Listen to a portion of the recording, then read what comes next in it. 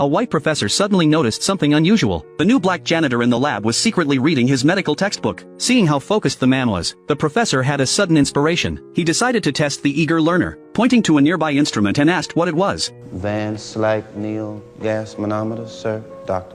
The professor could hardly believe it. The answer was completely correct. Then, he asked to see the janitor's hands. After observing them for a moment, the professor was astonished. He handed him a pair of tweezers and asked him to pick up a test tube. Thomas accomplished it with ease. The professor then increased the difficulty, asking him to use his left hand. Thomas completed the task calmly and steadily. He even picked up a cork and sealed the bottle with a quick twist. The professor marveled at his skillful movements. Even the professor's college students were not this capable. The next day, Thomas was promoted to lab assistant. When his wife heard the news, there was no joy on her face. The title sounded important, but the salary was only $12 a week, just 1/3 of a carpenter's income. But Thomas valued the long-term prospects the job offered. Thomas hadn't applied for the job on a whim. He had dreamed of medicine since childhood. His goal was to save enough money to enter medical school. But one day, the bank where he kept his savings went bankrupt. All his savings vanished, and his hope of studying medicine seemed shattered. Fortunately, through a friend's referral, he found a job at the medical school. The pay was meager, but it brought him closer to his dream. He would have been willing to clean kennels just to stay in the medical field. After being promoted to lab assistant, he finally got a real chance to learn. With determined effort and natural aptitude, Thomas progressed rapidly. A few months later, he participated in his first surgical practice. In a traumatic shock experiment, the professor drew a black line on the subject, and ordered Thomas to operate along it. Thomas performed the procedure with precision. Their seamless cooperation made the surgery a complete success. But when the professor asked for the surgical records, there were none. The inexperienced Thomas had no idea what a recorder was. The professor flew into a rage, scolded him, and expelled him from the lab. However, after Thomas left, the professor discovered his notebook. Every step and detail of the surgery had been meticulously recorded. The notes were far more detailed than any recording device could have captured. Only then did the professor realize he was wrong. He rushed after Thomas to apologize and begged him to return. For the first time, Thomas was deeply moved and forgave the professor. From that day on, they became partners. The professor was as sharp as a scalpel, and Thomas was as steady and precise as tweezers. In their 12th year of collaboration, they made a breakthrough in traumatic shock.